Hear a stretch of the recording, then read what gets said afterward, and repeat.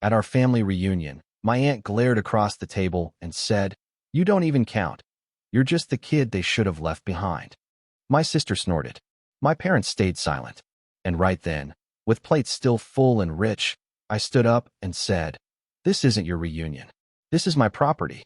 Get out," and watched every one of them scramble into the storm. I, 32M, never expected our family reunion to end with me throwing everyone out into a thunderstorm. But sometimes life has a way of forcing your hand when you least expect it. The whole thing started 3 months ago when my parents suggested hosting the annual family gathering at my place. I'd recently bought a sprawling ranch house on 40 acres outside town, the kind of property that screams success and makes people uncomfortable when they realize the family screw-up actually made something of himself. My construction business had taken off after years of struggle, and I'd finally achieved something none of them thought possible. My aunt had always been the family's self-appointed matriarch, the type who never missed a chance to remind everyone of their failures. Growing up, I was her favorite target. She'd tell anyone who'd listen that I was the accident child, the one who came along when my parents were already struggling with my older sister's rebellious teenage years. According to her, I was the reason our family never had nice things, never took vacations, never lived up to whatever standard she'd set in her mind. My sister, 2 years older, had always been the golden child despite her early troubles. She'd straightened out in college, married well, and now lived in the city working some corporate job that impressed everyone at dinner parties. My parents were proud of her in a way they'd never been of me, even after I'd started succeeding. When everyone arrived that Saturday afternoon, the tension was immediate. My aunt walked through my front door like she owned the place, making comments about how the money could have been better spent, how flashy it all seemed. My sister rolled her eyes at everything: the custom kitchen, the hardwood floors I'd installed myself, the view of the mountains from the living room windows. My parents just stayed quiet, which had become their default mode whenever family dynamics got uncomfortable. They'd learned long ago that keeping the peace meant letting my aunt run the show, even if it meant sacrificing their own son's dignity in the process. The first few hours passed without major incident. We talked about safe topics: work, weather, local politics. But I could feel something brewing. My aunt kept making little digs about new money versus old money, about people who try too hard to prove themselves. My sister would snort or laugh at these comments, encouraging the behavior. Dinner was when everything fell apart. I'd prepared a spread that would have impressed any restaurant: prime rib, roasted vegetables, homemade bread, wine I'd been saving for a special occasion. Everyone seemed to be enjoying themselves, and for a moment, I thought maybe this reunion would be different. Maybe they'd finally see me as an equal, as someone who'd earned his place at the table. That's when my aunt decided to remind me where I really stood in her eyes. The comment came out of nowhere, delivered with the casual cruelty she'd perfected over decades. She looked directly at me across the table, her voice dripping with disdain, and told me I didn't even count because I was just the kid they should have left behind. The words hit like a physical blow, the same emotional violence I'd endured throughout my childhood, but somehow worse now that I was a grown man with my own home and achievements. My sister's reaction was what broke something inside me. She didn't gasp or object or tell our aunt to stop. She snorted, actually snorted, like it was the funniest thing she'd ever heard. Like my entire existence was a joke she'd been in on for 32 years. I looked at my parents, desperately hoping for some kind of defense or support. But they just sat there, forks halfway to their mouths, eyes focused on their plates like the pattern in the china was the most fascinating thing in the world. Their silence was deafening, a confirmation that they agreed with my aunt's assessment or were too cowardly to challenge it. The storm outside had been building all afternoon, and thunder crashed overhead as if the universe was providing a soundtrack for the moment everything changed. Rain lashed against the windows, and wind howled through the trees, but none of that compared to the fury building inside my chest. I stood up slowly, my chair scraping against the hardwood floor. Everyone looked up at me with expressions ranging from mild curiosity to outright amusement. They thought I was going to slink away like I had as a child, maybe go sulk in my room until it was time for them to leave. Instead, I looked around the table at these people who shared my blood but had never treated me like family. I told them this wasn't their reunion anymore. It was my property, and they needed to get out. My voice was calm, controlled, but there was steel underneath that none of them had ever heard before. The reaction was immediate chaos. My aunt sputtered about how I couldn't be serious, how they were family, how I was being ridiculous over a little teasing. My sister laughed nervously and told me to sit down and stop making a scene. My parents finally spoke up, but only to tell me I was overreacting, that I should apologize and let everyone finish dinner. But I was done. Done with the casual cruelty. Done with being the family punching bag. Done with pretending that shared genetics meant I had to tolerate abuse in my own home. I repeated my demand, adding that they had 10 minutes to gather their things before I called the sheriff to remove them for trespassing. My aunt tried to pull the family card again, reminding me that blood was thicker than water. I told her she'd spent my entire life proving that wasn't true, and I wasn't interested in her version of family anymore. The woman who'd spent decades making me feel worthless was suddenly facing the reality that her favorite victim had grown up and found his voice. My sister tried a different approach, suggesting I was having some kind of breakdown, that successful people don't kick their families out over dinner conversation. But her words felt hollow now. I could see through the manipulation tactics that had worked when we were kids, when I desperately wanted her approval and acceptance. My parents made one last attempt to salvage the situation, promising we could talk about it later, that everyone could calm down and work things out. But there was nothing to work out. This wasn't a misunderstanding or a moment of poor judgment. This was the culmination of 32 years of systematic emotional abuse that I'd finally decided to stop accepting. The scramble that followed was almost comical. My aunt, the woman who'd walked into my house like she owned it, was suddenly frantically gathering her purse and coat. My sister, who'd found my humiliation so amusing minutes earlier, was rushing around looking for her keys and phone. My parents, who'd sat silent while I was being verbally destroyed, were now desperately trying to pack up the leftovers they'd planned to take home. The storm outside had reached full intensity by the time they were ready to leave. Rain was coming down in sheets, and the wind was strong enough to bend the trees nearly horizontal. It wasn't whether anyone would choose to drive in, but they'd made their choice when they decided my home was an appropriate place to tear me down. My aunt tried one final manipulation at the door, telling me I'd regret this, that family was all anyone really had in the end. I told her she was right about family being important, which was why I was finally choosing to protect myself from people who'd never treated me like family in the first place. As they rushed out into the storm, struggling with umbrellas that immediately turned inside out and coats that provided little protection against the driving rain, I felt something I hadn't experienced in years: complete peace. The house was quiet except for the storm outside, but it was a comfortable quiet, free from the constant tension of waiting for the next cruel comment or dismissive laugh.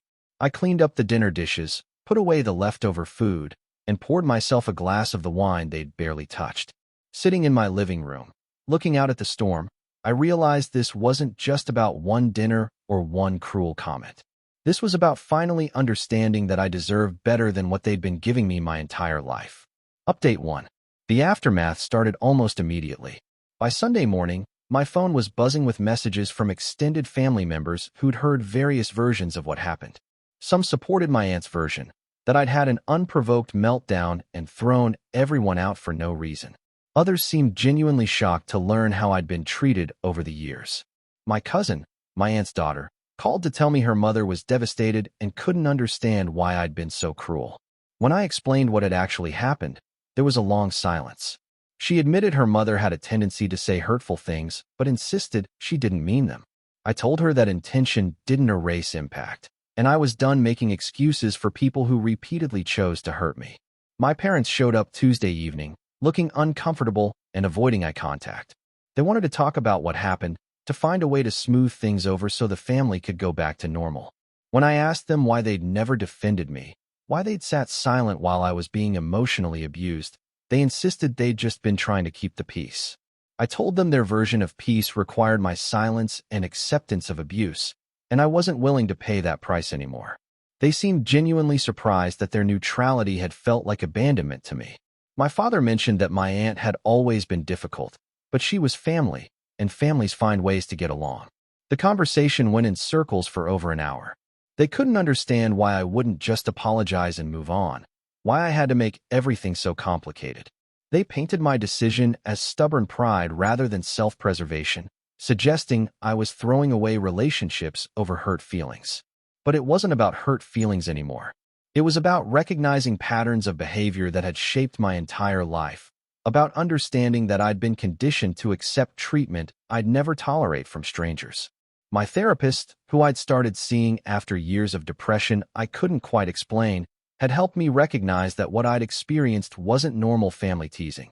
It was systematic emotional abuse designed to keep me in a subordinate position. My sister texted a few days later, a carefully worded message that managed to be both an apology and a criticism. She was sorry if I felt hurt by what happened, but she thought my reaction was disproportionate. She suggested we grab coffee to talk things through, to find a middle ground where everyone could be comfortable. I didn't respond immediately. Her message perfectly encapsulated the problem. She was sorry I felt hurt, not sorry for participating in hurting me. The suggestion that we needed to find middle ground implied I should compromise on my basic dignity to make everyone else comfortable. Update 2. 3 weeks after the dinner disaster, I made a decision that surprised even me. I sent individual messages to each family member who'd been at that table, not to reconcile, but to clearly explain why our relationships would be different going forward. To my aunt, I wrote that her decades of cruel comments had finally caught up with her. I explained that calling me the child who should have been left behind wasn't family teasing. It was emotional abuse, and I was done accepting it. I told her she was welcome to reflect on her behavior and potentially rebuild our relationship based on mutual respect, but the old dynamic where she could say anything she wanted while I stayed silent was over permanently. Her response was predictably dramatic. She called my parents crying, claiming I was being vindictive and holding grudges over nothing. She insisted she'd always loved me and never meant any harm, that I was twisting her words and being oversensitive. The fact that she couldn't even acknowledge what she'd actually said, much less understand why it was harmful, confirmed that I'd made the right decision. To my sister, I explained that her laughter and encouragement of our aunt's cruelty had been just as damaging as the original comments. I told her I understood she'd probably learned early in life that aligning herself with our aunt's cruelty was safer than risking becoming a target herself, but that didn't excuse the choice to participate in my humiliation. Her response was defensive. She insisted she hadn't been laughing at me specifically, that she'd just found the whole situation awkward and didn't know how to react. She accused me of being too sensitive and making everything about me.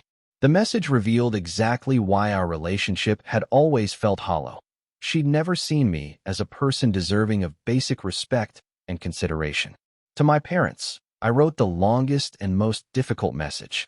I explained that their silence in moments when I needed their support had taught me that keeping peace with abusive relatives was more important to them than protecting their own son. I told them I loved them, but couldn't continue pretending their neutrality hadn't been deeply harmful.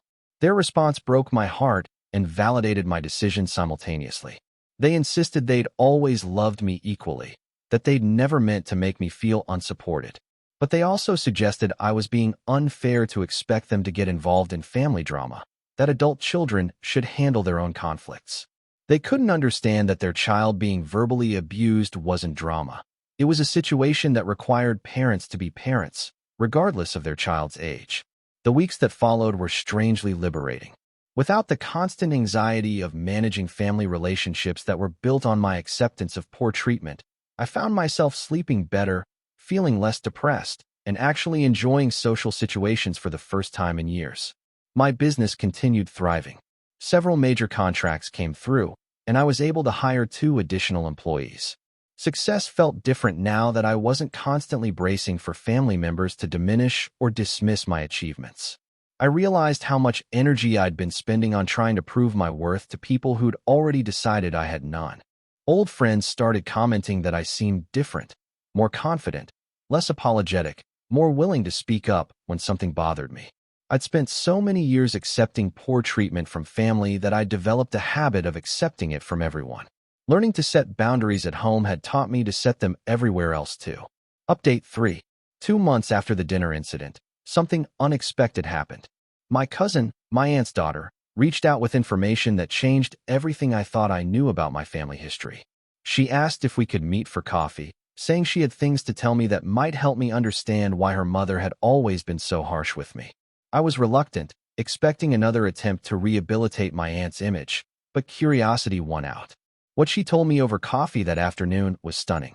My aunt had apparently confided in her during a recent visit that she'd always resented me because of something that happened before I was born.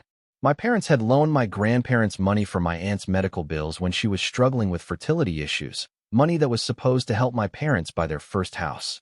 The loan was never repaid, and my parents ended up stuck in a tiny apartment for several more years while they saved up again. When they finally told my grandparents they couldn't afford to keep lending money, my aunt was furious. She blamed my parents for being selfish and not supporting family, even though they'd already given thousands of dollars they couldn't afford to give. Then I was born, and my aunt saw me as a symbol of my parents' selfishness, the child they'd chosen to have instead of continuing to support her medical treatments. In her mind, my existence represented the moment my parents chose their own family over helping her start one. The revelation was staggering. My aunt's lifetime of cruelty toward me wasn't about anything I'd done or failed to do. It was about a financial resentment from before I was even born. I'd spent 32 years wondering what was wrong with me, what I'd done to deserve such consistent hostility, and the answer was that I'd had the audacity to exist when she thought my parents' money should have been spent on her instead. My cousin also revealed that my parents had never told anyone in the family about the loans, probably to protect my aunt's pride. This meant my grandparents had died never knowing why my aunt had always been so cold toward me, and other family members had no context for understanding the dynamic they'd witnessed over the years. Armed with this information, I faced a choice. I could use it to expose my aunt's cruelty as rooted in selfish resentment, potentially turning other family members against her. Or I could simply let it inform my understanding without weaponizing it for revenge. I chose a third option. I called my parents and told them what I'd learned. The conversation was painful but necessary. They confirmed the story, admitted they'd never told me because they didn't want me to feel guilty about something that wasn't my fault. They'd absorbed decades of subtle hostility from my aunt rather than create family drama by exposing her real motivations. My mother cried on the phone, finally understanding how their decision to keep the peace had left me vulnerable to abuse rooted in resentment I couldn't even comprehend. My father admitted they'd hoped my aunt would eventually get over her anger, that keeping the family together was worth enduring some discomfort. But they'd never considered that their discomfort was nothing compared to the systematic emotional abuse their child was experiencing. They protected my aunt's secret at the cost of my emotional well-being, and for the first time, they seemed to truly understand the impact of that choice. The conversation marked a turning point in my relationship with my parents. For the first time in my life, they explicitly acknowledged that what had happened to me was wrong, that they should have protected me better, and that my decision to remove myself from the toxic situation was not only reasonable but necessary. My father even said something that shocked me. He told me he was proud of me for finally standing up for myself, that he wished he'd been brave enough to do the same years ago.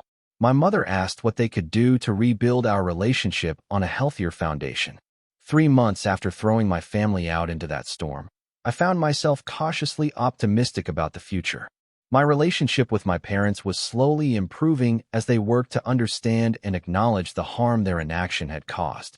My sister remained defensive and distant, but I'd made peace with the fact that not every relationship could be salvaged.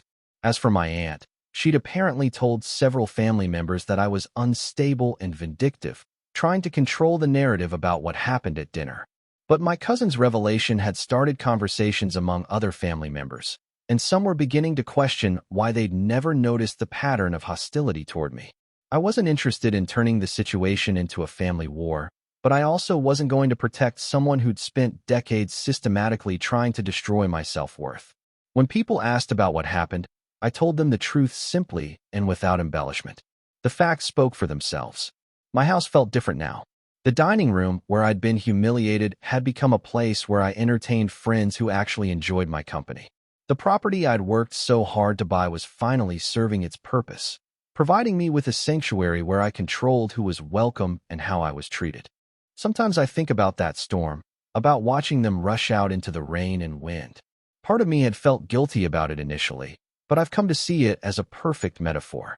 They'd spent so many years creating storms in my life, expecting me to provide them shelter while they did it. That night, for the first time, They had to face the weather they'd created themselves. The most surprising outcome has been the respect I've gained from people outside my family. Word had gotten around town about the dinner incident, and instead of judging me negatively, most people seemed to admire that I'd finally stood up for myself. Several business contacts mentioned that they'd always wondered why I seemed to diminish myself around certain family members, and they were glad to see me showing more confidence. I still have moments of sadness about how everything unfolded. There's grief in accepting that some family relationships were built on such damaged foundations that they can't be repaired. But there's also relief in no longer expending energy trying to earn love and respect from people who were determined not to give it. The child who should have been left behind, according to my aunt, had finally learned to leave behind the people who never wanted him there in the first place. And for the first time in my adult life, I was truly home.